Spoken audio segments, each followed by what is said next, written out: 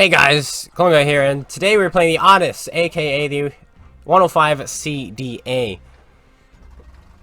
One of my favorite Tier 8 tank destroyers. It looks like the Turtle, or the Diamondback, and a CDC had a child, is what it looks like right there. And here it is. And this tank has the unnerfed AMX-30B gun. So they nerfed the AMX-30B, this tank at tier 8 kept the same gun, didn't get nerfed, 0.3 accuracy, 260mm of penetration, over 1500 meter shell velocity. And then they nerfed the 50B, or 30B, they didn't touch this, and then they rebuffed the 30B, but not quite to the same level as what it had. And so this tank still has a better gun, and it's a tier 8, 2 tiers lower, and it's pretty funny. I don't think 5mm of penetration added to the AMX-30B is going to make the tank OP. I really don't. I think the tank would be fine with 5 more millimeters of penetration. Change my mind, and I don't think you can. So what's special about this game? Well, this game, I think it's 2,700 base experience we get in this game. And you're thinking, oh, well, look at you, you're just farming. And last time I was on this map for a replay, what was I doing? It was some kind of live game. I can't remember what we were in, but we almost clutched it again. We keep having games where we almost clutch on this map, and we just haven't been able to. So hopefully we'll be able to clutch this time. But people are like, oh, look at you, you're just farming. Man, if it was the Panther 88, he's like, yeah. Well, if I was allowed to farm, I would have good games in my Panther 88 too, is what the guy said. Luckily, other commenters came to my rescue, and they said, well, that's because he positioned himself well, and he knew when to run away. He knew where to go to get his shots. It's like, yes, thank you. I didn't have to defend myself there. And yes, that's what we're doing here. We've chosen our position early to find shots early. And we know when to run, we know when to leave, we know when to relocate, we know when to go here, when to go there, when to do this, when to do that. And it's not just, well, it's just because the enemies were lining up in front of you. And in this game, you're going to see it's not that at all. We do a decent job, I think, playing this one in the Audace. And we're pulling back right now because they are winning the middle. And by winning, I mean they're just making a huge push for the middle. This VK took a couple of hits getting there, and now we have a shot on him here. Now we bounce off his frontal plate. We could not get it off in time. And then we had a nice shot there, but he's not giving it to us this time. Freedom is going in. America is what he's thinking right now, but that's not how it works. Oh, I was hoping the Freedom would survive for one more shot, so now we might take a hit from this Indian Panzer, unfortunately. We fire a shell, we miss, but we're just going to back off, and he does hit us and pen us there. But hopefully this bush will make us disappear. That's just the plan anyway. Any shots on him there? Nope.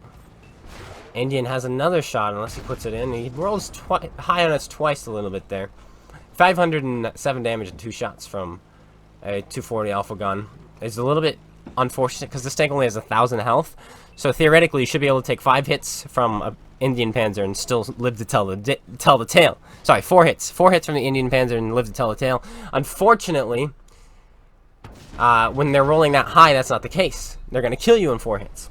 So, 1,000 health, even getting high rolled by 10 damage per shot is huge. But we were trying to double bush this guy, but it apparently didn't work there. It worked the first shot, and then not the second shot. So perhaps he's got binocular telescope or something. We're going to wait to go undetected, and then hopefully we'll finish him off. But we got that guy behind us, so it's like, okay, we're just going to leave. And right here, I'm like, alright, screw it. We're not going to kill the IS-5. It's just not going to happen. So we're going to leave that, because we're going to die if we stay there. The IS-5 is shots. The Centurion is poking up to shoot us right now. We're going to use these bushes, hopefully to get away. Don't shoot us, don't shoot us.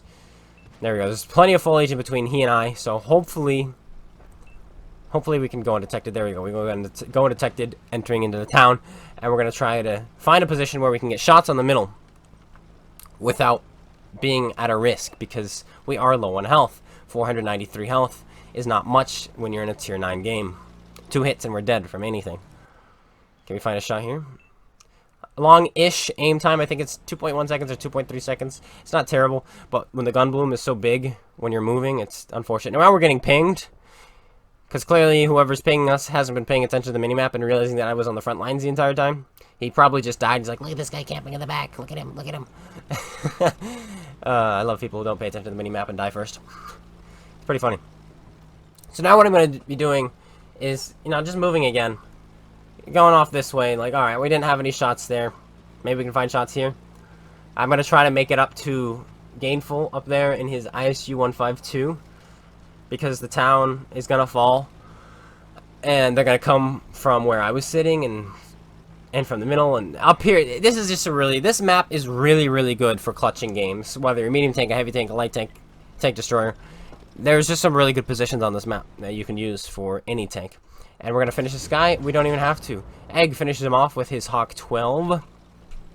And we're going to go back on a quick reload as we continue our escapade. Over here. Reloading, says the ISU. I'm not sure if he's ammo wrecked or not. He unfortunately doesn't have a mic. But no, he wasn't ammo wrecked. I remember now. He has a broken gun at some point in this game.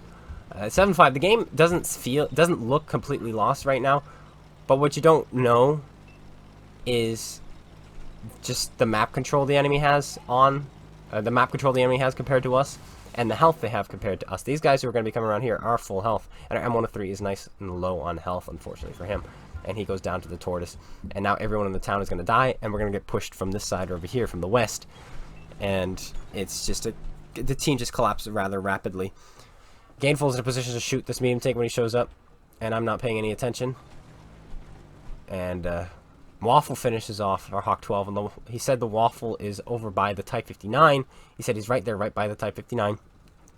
He shot me from there, and that's what happens when you don't send people down the west flank, is your middle ridge gets shot at by the people who are at C1 in B1. And so that's exactly what happened there to our guys. And there's the Centurion who pokes up, kills our Diamondback, fire shell in that direction. We miss, unfortunately, and now it's 7-10. Type 59 is still full health. Oh, well, he was full health. Now he just gets shot. Hopefully we'll be able to put a shell in him. This is the new Fisherman's Bay, by the way, so these bushes work, and we're going to be using them. Put an ammo-racked shot into the Type 59, he notices immediately. He's like, oh boy, I can't do that. And so he does not return fire at our ISU, which is huge. We need him alive as long as possible if we want to pull this one out. Because as it stands, it is 4 versus 7 right now. And we just have to hold the line here. Could we have helped the people in the town? Yes. But I chose my platoon mate over the random pubs. And hopefully we're not going to pay for that. Down goes our last tier 9, the Conqueror, by the Waffle. No, the Waffle. The Waffle got killed by the Conqueror. I read that backwards. That's right. The Waffle's up here. So it's too bad. And our last tank destroyer is now dead, and it's now 2 versus 7. Oh boy, this is not going to be fun. But where our ISU is, he should be able to spot without me getting spotted. Look at all this foliage. We're able to put a shell into him without getting detected there, which is huge. And hopefully we'll put another one into him. No, we're not, but here comes the Type 59. Or will we, should I say? No, now we're not. Now we're going to turn for the Type 59, because we don't quite have a shot on that guy, and Type 59 is pushing. And here he comes. Hello, Type 59. I thought Gainful was going to be able to kill him, but Gainful bounces his shot, but we finish him off. Don't get spotted again, because these bushes in this tank does have a ridiculous camo factor. Not as good as the Canon Jagdpanzer 105s, or the regular Canon Jagdpanzers, but it still has, you know, an adequate camouflage. Like, actually really good. Not even adequate. It's phenomenal. And I knew that guy wouldn't see me beyond 360 meters. I just do it. It's like, no. You're a little cheery. Good luck. And now our 2 versus 7 is now a 2 versus 5. And their Waffle is a one-shot, which is big. But they're going to start coming from the left. I know that. But there's the Waffle again. He fires and misses, or somebody misses. I think it was Gainful who misses, but we're not going to miss.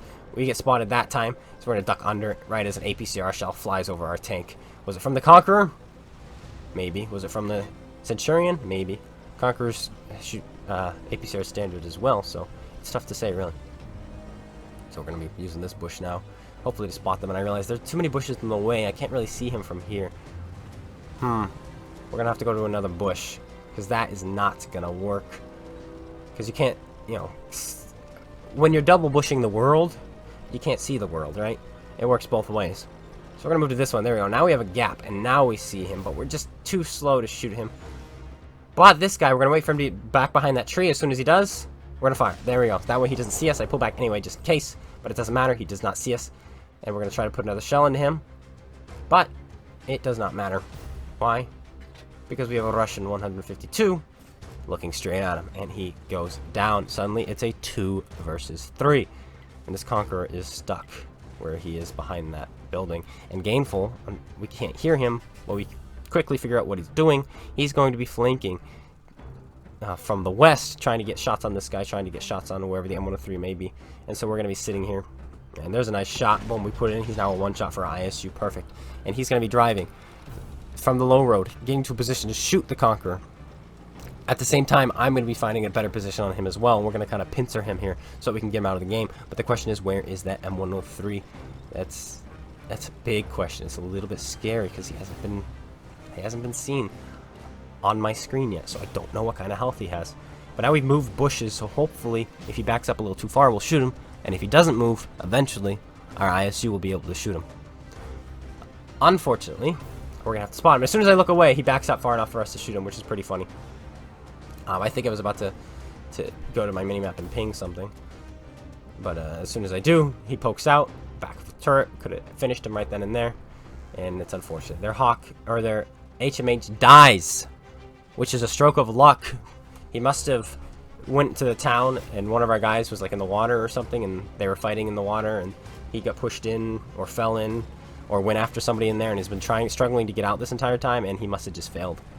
He must have failed, and now Gainful is, I think, in position, so we're going to be moving up. But there's an M103 who is very healthy, and we're not going to shoot until he's past 400. That's my safe zone, in my opinion. Now he's past 400. I'm going to wait for an easy shot. As soon as we get it, we're going to take it. There it is. 417 meters. He does not see us. Now we're in close distance on this Conqueror. And the M103, because we just shot him, he's going to pull back and pull away so he won't have shots on us. So I'm going to take this right now, and I'm going straight after this Conqueror. I'm going to go for him. Hopefully he's not looking. He should be looking the other way. No, he's looking this way, which kind of surprised me, why he has his hull one way and his turret the other.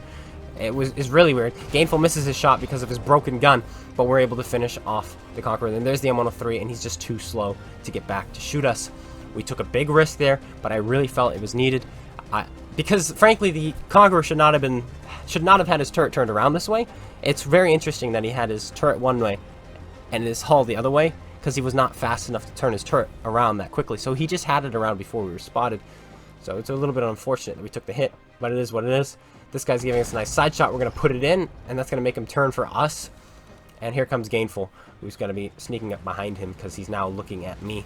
And he's going to finish him off, turning our 2 versus 7 into a 2 versus none, as we kill the entire enemy team, minus the light tank, who drowned, killed himself, went off a ledge. There's not really any ledges to go off, so he likely drowned while fighting in the town. And he just couldn't escape, and we pull off the victory. 205,000 credits made without any boosters. 5,742 damage, 2,700 assisted, and 2713 base experience, which is the highest I've had in a long time. So I was very pleased with this result. Anyway, that's it, guys. I hope you all enjoyed. If you did, slap that like button, comment, subscribe, let me know what your highest base experience was, or has been in the recent times, or of all time, in the comments below. And I'll be seeing you guys all later. Make sure you go check out SpaceBANDIT, guys. Take care, and peace out.